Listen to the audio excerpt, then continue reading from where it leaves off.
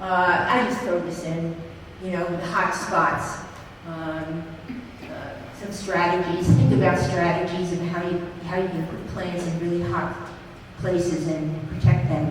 I believe in rocks. If you go out and you look in the landscape in the wild, there's a lot of plants growing around rocks. Why? The rock is cool underneath. The rock collects water underneath. The rock collects dew. And it is also a protection from the southern and western sun. So what you do is you can think about, for example, on the bottom here, how you might plant a really dry ground cover in front of the rock, and maybe a plant in the back of the rock that's taller and needs more water, and it doesn't like the bottom of its stalk being burned. And you can use rocks very effectively in the garden as a growing mechanism. Hot walls, another one. What do I do with that hot west-facing southern wall? You can plant some tall things like Maximilian sunflower against the wall, or some people even use lilacs, iris, bearded iris, and cut down the kind of reflected heat. Another thing is to choose things which like reflected heat. Examples being lavender and rosemary. I just put this in here to show you a little bit about the research that's been done about what happens underground. This is an example of a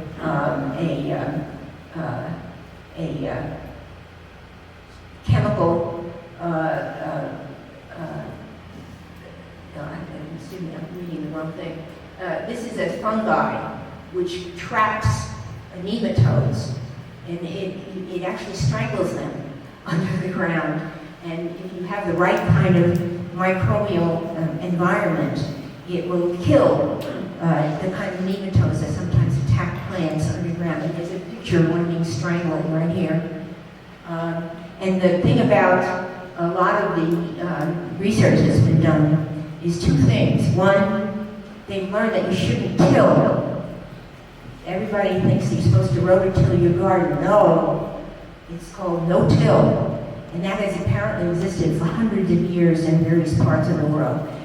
The reason is when you kill fungi. And you also change the composition of your soil in terms of its structure. So people have been taught, most recently, to not dig.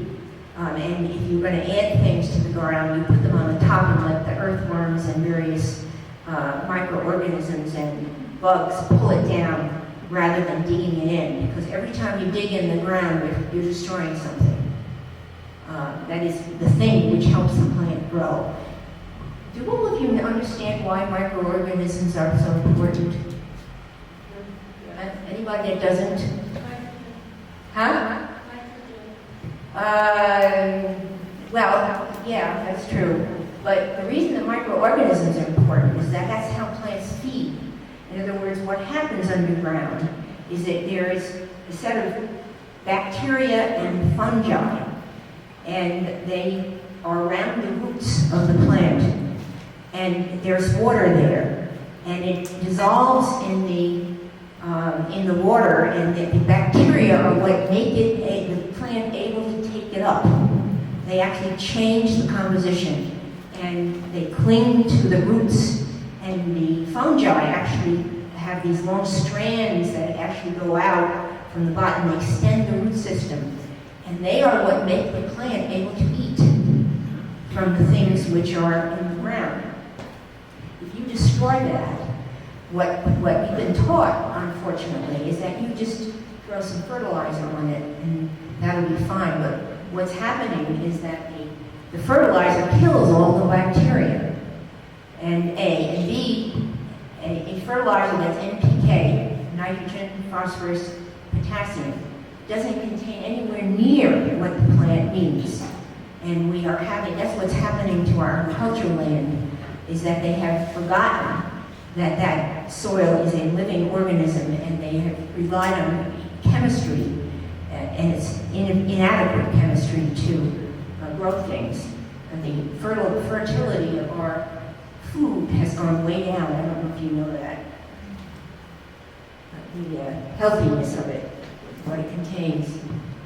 All right, I talked a little bit about hybrids and the fact that you have to use asexual reproduction, but if you are going to grow some plants, some of them will self-seed, and you need to let these, you can't cut the flowers off if you want seeds. You have to leave the flowers on the plant to die, let the seed form, let it dry, and then you can collect it. And one of the nice things about being in Zone 7 is that you can plant a lot of seed in October here, that particularly of native plants, Gaillardia, blue flax,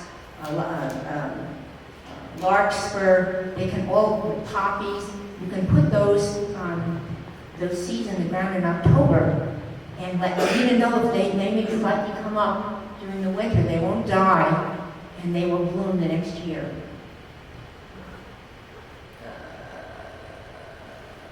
Just water it in when you put the seed down. All right, these are self-seeding annuals. Again, it's another list. And if you look at it, you can see the annuals, California poppy. You've seen all of these.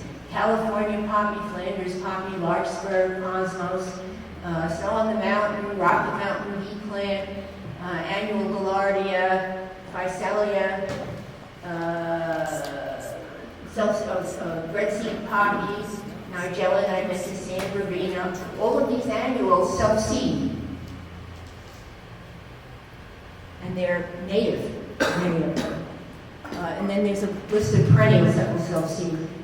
You have to get that off the copy. Right.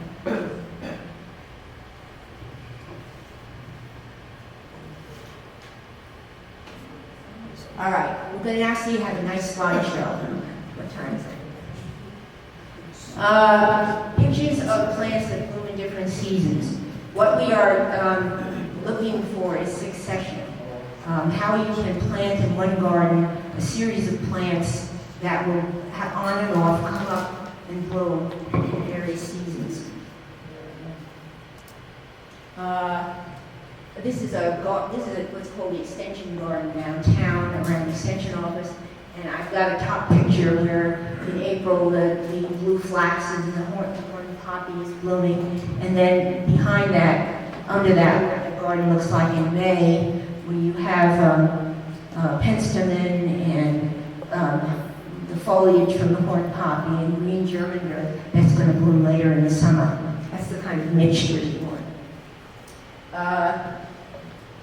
The one thing about bulbs, when you put them down, is you try to identify where they are in your garden, either through a sign or you know it's there. Because what happens if you start to dig around that area for any reason, you're going to dig into the bulb and probably destroy it. And then botanical tulips, I want to mention them because you can see pictures of them.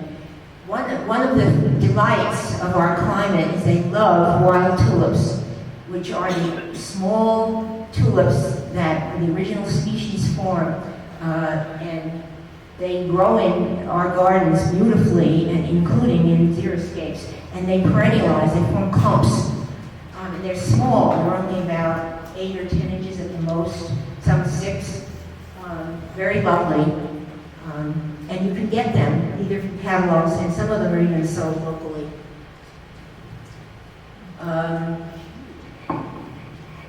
This is a red one. You guys jumped it.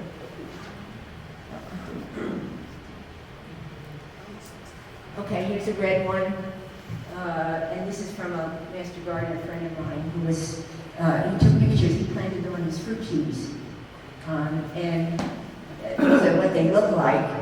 They're small, but they're very lovely. There's two others, very strange looking. Some of them are really weird looking. There's a set of one at the top. Those are only about 4 inches high, but they form a nice clump. The one on below that is a Gregii tulip, is a short, early tulip that perennializes, called Marianne. Another plant that does well, believe it or not, in the shade here under trees is hellebores. I don't know if you know what those are. Sometimes it's called the Christmas rose, because they start to bloom in late February, and they are there in the ground blooming until May, and they are evergreen. So they have beautiful leaves that last all year. There's a purple hellebore in a pot. I didn't know this, by the way. Somebody bought it and put it in the ground in the Bonnie Lowenstein garden, and I said, oh, that's a hard water plant. And lo and behold, I found out it loves alkaline soil, which is what we have. And it likes shade. And if it's under a tree, the tree's getting water and the hellebore's getting water at the same time. So you plant it where the watering is under the tree. Dutch iris do very well here, and they are cheap. You can get a bag of them for just a couple of dollars, and they're very lovely, and they grow in xeriscapes. They come back, you can have a xeriscape that's watered maybe every 8 days deeply, and they will come back every year reliably.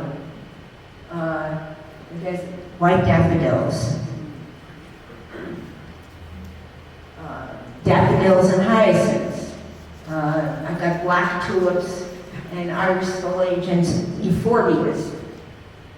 I don't know how many of you like euphorbias. You know what gopher plant is? And the donkey spurge, that's euphorbia. Same as the plant that we get at Christmas, same family. What am I thinking of? Huh? Poinsettia, same family. Yep. And there are many forms of it that are very elegant plants. Here's a poet's daffodil. This daffodil, this is the round one with the little cup in the middle. It grows in xeriscapes. Very low water. Most daffodils need some water. And there's a tulip, a wild tulip growing next to a Mojave sage. The purple plant on the right, if you can see it, can you see it? All right. That is a native plant called a pulsatilla or a pasclau. It blooms at Easter. It is, you can find it up in the mountains here. It is a gorgeous plant.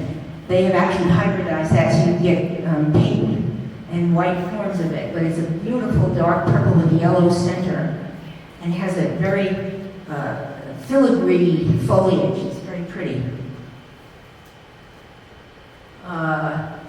That's Achillea is yarrow, okay?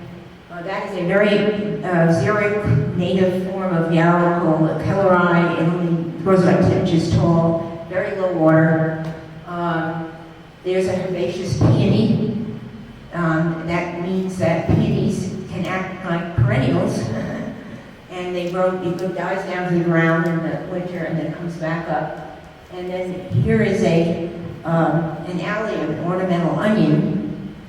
The big purple ball is an ornamental onion. They do really well in New Mexico. And these are come up in the spring, but there's ones that bloom in the late spring and some that bloom in the early summer. We even have a one summer one called the summer drummer. And larkspur, which is annual, that sells seeds. Some people say too much. All right. This is a xeriscape on the side of my yard. It's taken me years to get down to this level. As I've gotten older and done less work, can do less work, I've discovered what plants work with less work. And this, I gave a picture of this because I'm going to show you one at the end. This is in the front of this is artemisia. It's gray ground cover, similar to same family as giant sage and sand sage. The purple thing that you see there is called purple skullcap. It's an herb. It grows with almost no water. It loves to go against the side of the sidewalk. It has lovely seed heads in the winter. They're kind of almost like a kind of lace. They're these little seeds that cluster around. Just beyond that is some Mexican feathergrass, some sages that haven't bloomed, which are going to bloom in the middle of the summer. Beyond that's a turpentine bush. And then there's some To the left of that clump of green in the middle is a perennial gaillardia that blooms all summer. There's also something called Wichita Mountain goldenrod in there, the only drought-tolerant form of goldenrod, and it forms torchlight blooms in September. It self-seeds.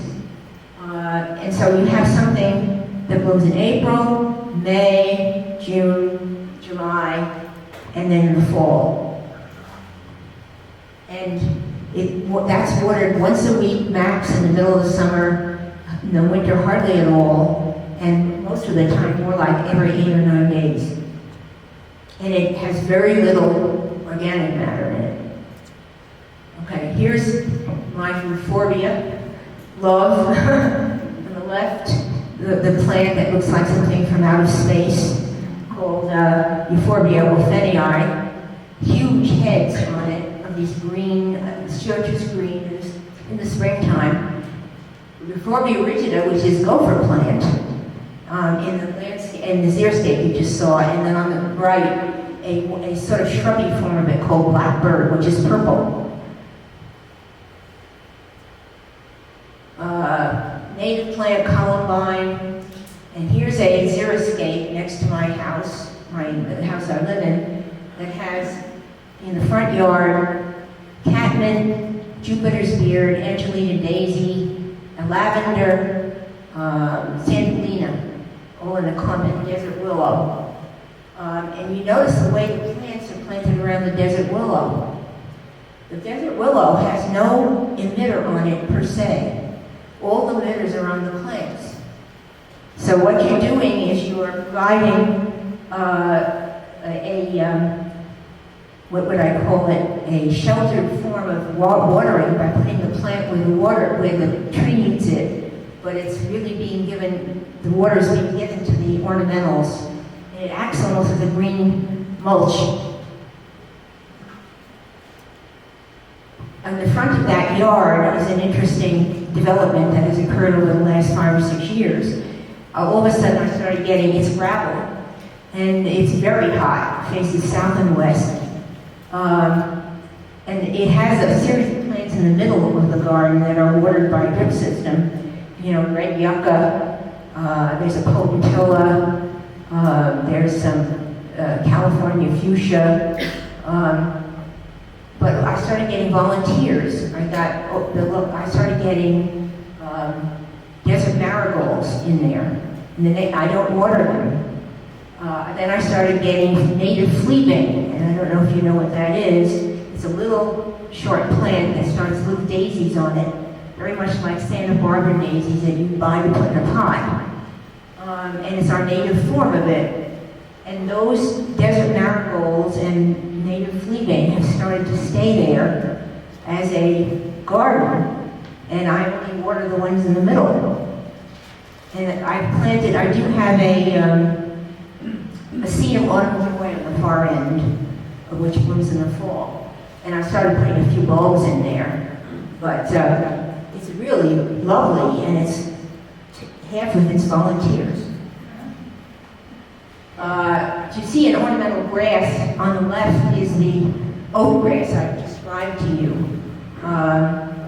That actually started blooming in May, and it kept its bloom all from May all the way through this month, which I'm now starting to cut back. It's like a large blue fescue, very handsome what we call specimen plant. On the right, this photograph was taken in September. That's the Wichita Mountain goldenrod. Okay, on the right. Summertime bacteria, sometimes called false indigo. Its normal species form is blue. This is a hybrid called Carolina Moonlight, and this is what's called a nitrogen-fixing plant. In other words, in the roots are nodules that fix nitrogen out of the soil, and you can grow plants like that. An interesting number of our shrubs are in fact nitrogen-fixing shrubs, and what they do is they create nitrogen for themselves, and they sometimes share it with the plants around them. On the right is lavender, yarrow, gaura, I never know if I pronounce that right. Whirling butterflies, a native plant, believe it or not, and goldenrod. And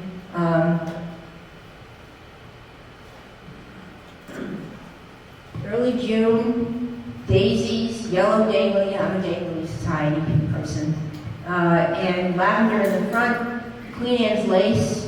Boy, Queen Anne's lace, you may think it's invasive, but boy, do the bugs love it. The pollinators and the beneficial insects love Queen Anne's lace. And it's really pretty in the garden. You can grow vines like clematis. This is a Texensis, a Texas form, easier to grow than some of the bigger ones. Pinks, dianthus, you will see them in the gardens. They have bluish full foliage and lovely little pink flowers. Ground-covered thyme, which blooms. Golden oregano, you notice they're all herbs. Wonderful ground cover. Another allium, the spring allium forms this lovely seed head with green little seeds on it, which is itself is pretty. Yarrow really grows well here. It's a native plant. Many of the hybrids do well.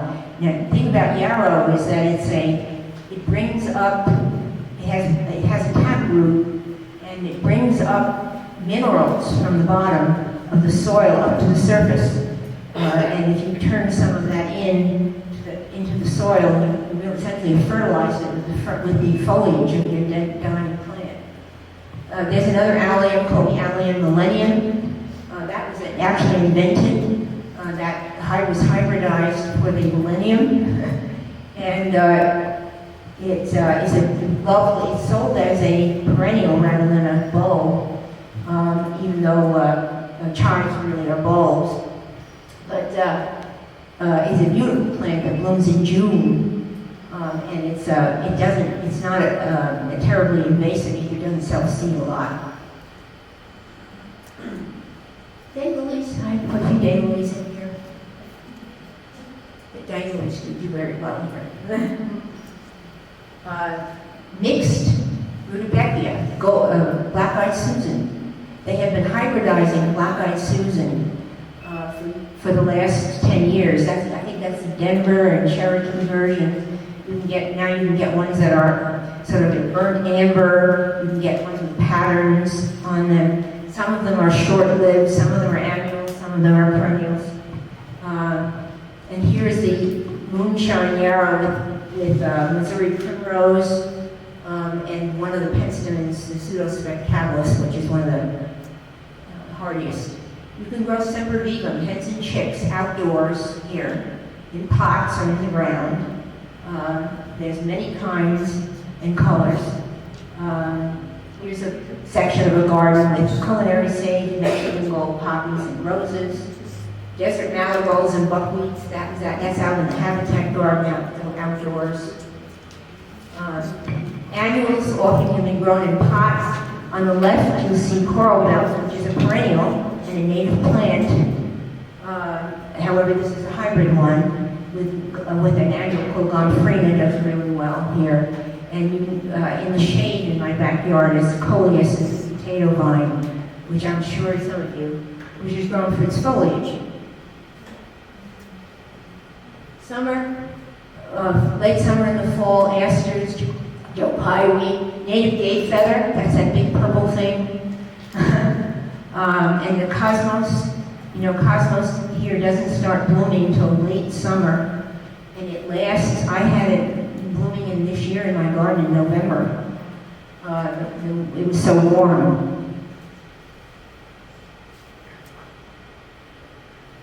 This happens to be an anemone I bought once, and I stuck it in the corner, and it turned out he really liked it. You tend to think of anemones as something that's high water, and can't stand our sun, but I stuck it next to the chimney, and this is a picture facing west, and there's a wall on the right. So this thing, and there's some plants along that wall. So his anemone likes his little bit of sun in the afternoon, and it's protected in the morning in the shade. It just goes to town. It's very lovely, and it's nice seeing it. Sedum autumn joy, you've seen around town. It's a tall sedum. Here's the native perennial gaillardia grown from seed. Easy, put it down in the fall. You could put it down now if you wanted to. And the pineapple sage that ended up becoming perennial. Just by accident. You know, pineapple sages they are very tender. And they will normally be treated as an annual and they will die. Just by accident, I planted it in a corner of the garden, and the plant was surrounded by other plants, and lo and behold, the next year it came up again. And the next year it came up again. And it lasted me about 5 or 6 years. So it was just the right microclimate by accident. And then here's that native, that Hellstrip I introduced to you in the beginning. It had the goldenrod is blooming in late October. The gay feather has seed pods on it, these feathery seed pods in front. The various plants have also changed color on their leaves, and and of course the chamises on the right with the yellow flowers. So you have a very nice looking foliage garden with a few of the flowers blooming in October. Okay, and at the very end, you've got a list of books and sources. I hope you can get this. My understanding is they're going to put it on the website. And if not, I can give them the actual presentation, to be put on the website. But there's a lot of different things to do and to look at. And of course, all of you may know that Master Gardeners have a book called Down to Earth, which is written by Master Gardeners and tries to introduce you to various aspects of growing things. It has a good section on ornamental grasses. It's got a good section. It has a calendar that tells you when to do things, depending on where you are. And just remember also that if you live in the canyon, anything I say about when that calendar says do it, you have to add to month. Because their last frost date is in May, our last frost date here in the mid-heights is somewhere in the middle of April, and theirs is like late May. So you have to consider the particular part of the city you're in. Any questions?